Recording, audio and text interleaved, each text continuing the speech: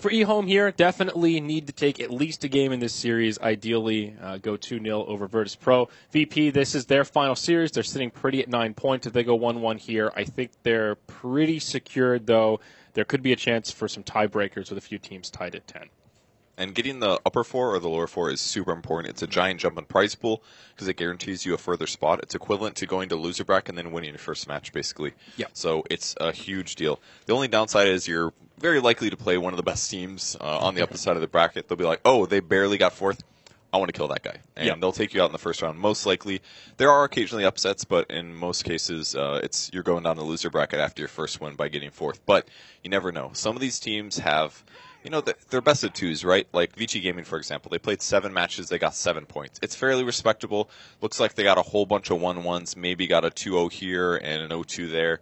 They could definitely win a best of 3 against some of these top teams. It just depends to the set. So this is still pretty up in the air.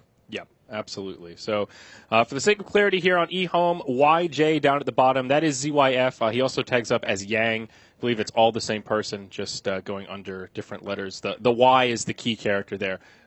So just FYI, if there's someone wondering, who's that YJ guy? Because in most of our documentation, he's known as ZYF, just as an FYI there. So thank you. That was informative. Yeah, interesting matchup of eHome versus VP. You don't get to see these two teams square off so often.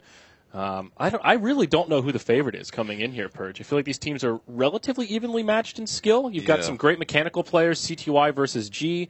That's a really good point. They kind of counteract each other a bit. When we saw eHome yesterday, I casted that with Colo Guy, a CTY kind of just stomped on MVP Hot 6. There was a game or two where he just styled on MP in the mid lane, and MP's a very good player, so it was a little surprising to see. But G is definitely one of the best players in Europe, so I could easily see him going toe-to-toe with CTY.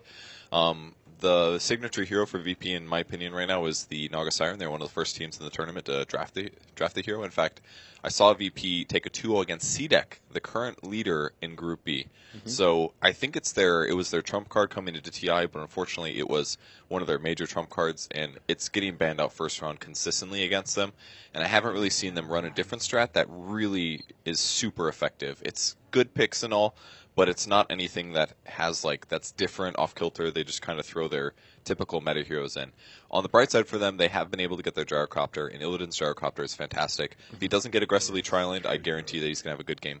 I'm not going to guarantee my life right now. Another scary hero on the side of Virtus Pro. We've seen so much Earthshaker this tournament. Not often banned out in that first phase and often picked up here. FNG has played some incredible Earthshaker leading up to this event and also just during this event. It's definitely one of his signatures. So eHome will have their work cut out for them on that front. Razor Winter Wyvern, a slightly different take on the opener here for eHome. A lot of highly sought-after heroes still available in the pool. Your Bloodseeker, your Bounty Hunter, Tusk, all of them are still available and completely passed up. So yeah, it's a weird one. The win rate of Winter Wyvern is actually pretty bad throughout the group stage. And the first 2 days he was picked a lot, but then people are like, okay, we're not winning very much.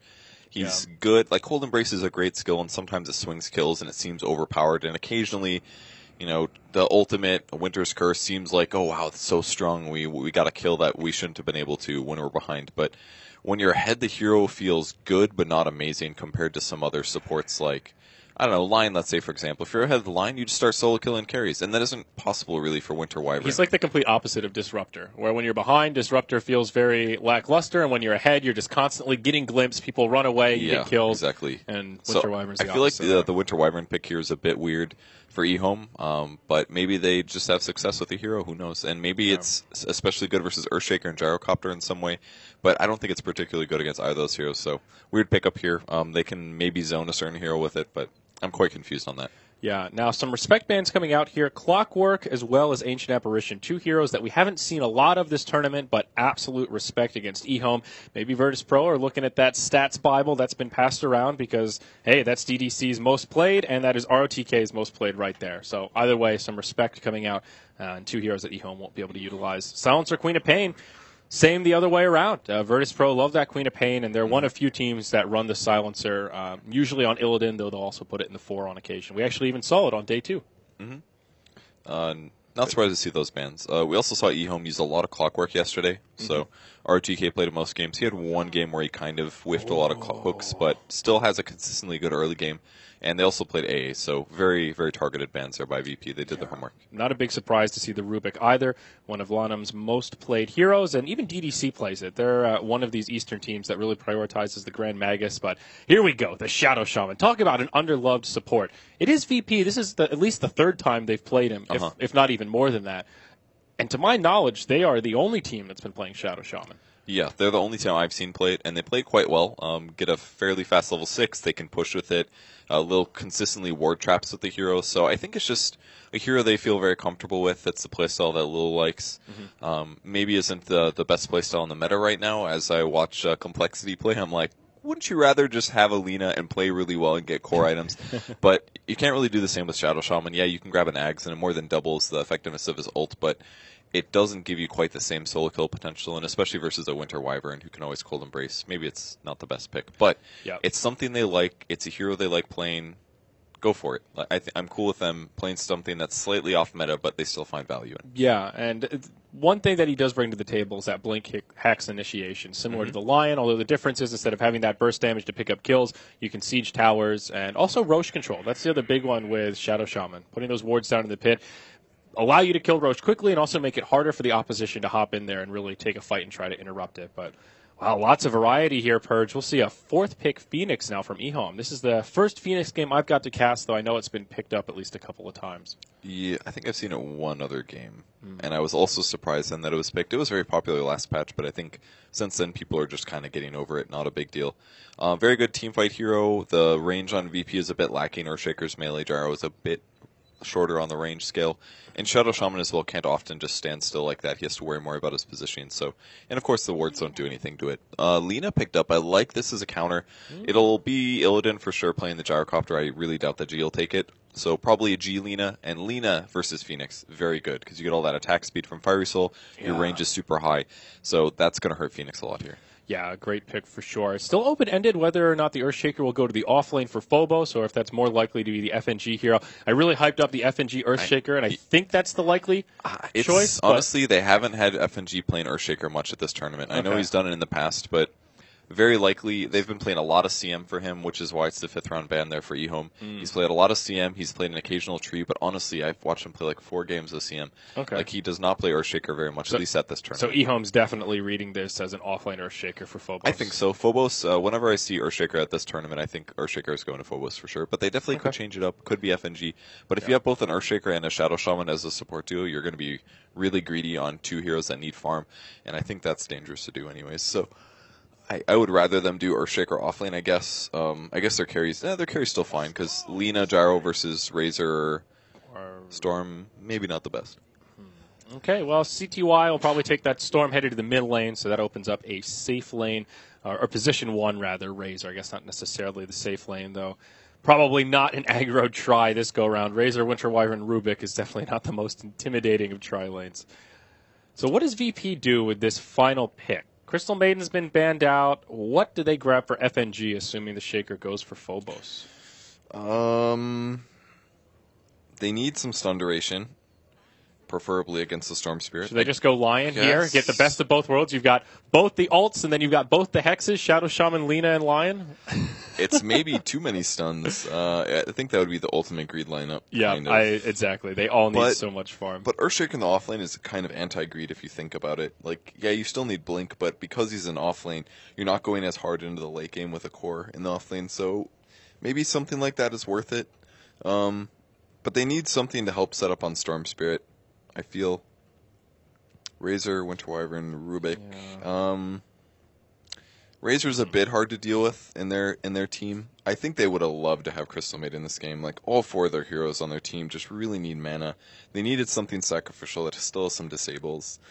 It would have been a good pick for them, I think. So maybe they're a little unsure what to do. But, I mean, they can already kill Storm. They can do Fissure into Lina combos, because Lina will be a core. They've got Shadow Shaman into Lina combos. Even Gyro's fairly decent against Storm. Like, Shadow Shaman's not a terrible support versus Storm. It's not great, but it's pretty good. What else has FNG been playing? I don't think it's a tree game because there's lots of damage sources like Storm Spirit Remnant. Whoa. And, okay, so Lina support, I guess. Complete change of pace, and G is going to play the Gyrocopter unless they put it on DK Phobos instead, and he does a safe lane.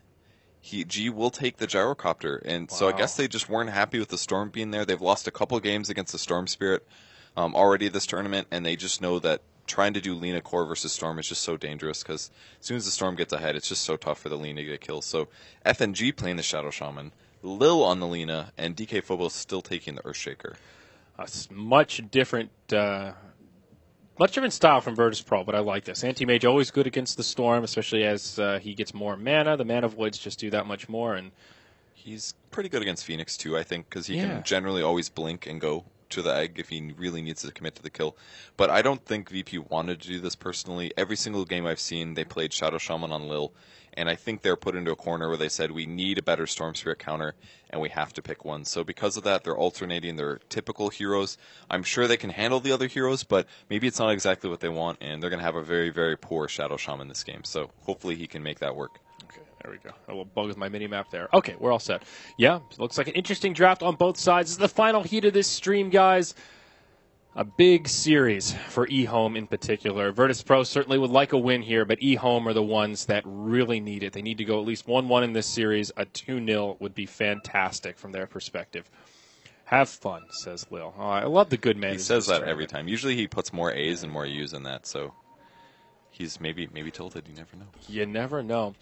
You know, Phobos is one of the most interesting players in the international because he's one of the older players. I think he's 26 or 27. Yes. And he's actually a programmer for Na'Vi. He's been really involved in the Dota scene for a long time, but the last couple years he's been doing more back-end work with supporting the team, developing their website, and all this kind of stuff. So he's been really around, but his string of competitive history in recent times is actually kind of light. So he sort of feels like a newcomer to some people, but he really isn't. He's one of those OGs that's been around forever. That's pretty cool, too, because he's been playing really well. Yeah, it's great to see an old-school player like that come back and, you know, have a chance at doing well in the international. Right now, they're happily seated in the top 4, and that means they'll be starting in the upper bracket of the main event. So VP did spot the observer ward place for eHome here. They got their ward down just a bit sooner, so they saw the ward go down there. They don't have any sentries to start off, so they won't be able to kill it, but at least they know where the vision is, and that's actually a lot of the battle for it. Look, I thought that was the players for some reason. That's a lot of the battle for the supports. That way they know that whether or not they need to use the smoke to gank mid. Like during daytime, they'll have to use the smoke because vision range is still so high, but during nighttime, they can skip the smoke and just go for the regular gank. All right, so let's see how these lanes settle down here. Looks like a 2-2-1 coming out of eHome. DDC will be mid on the Winter Wyvern for now, using that Arctic Burn to harass back G out of the gate. Lanham taking some damage here. He actually might go down, but he gets the mana burn on Illidan. Illidan actually taking some right click. Yeah, wow, a lot of aggression early on here. So mid lane turning into a dual lane as well as Lil's already rotated up in this off lane.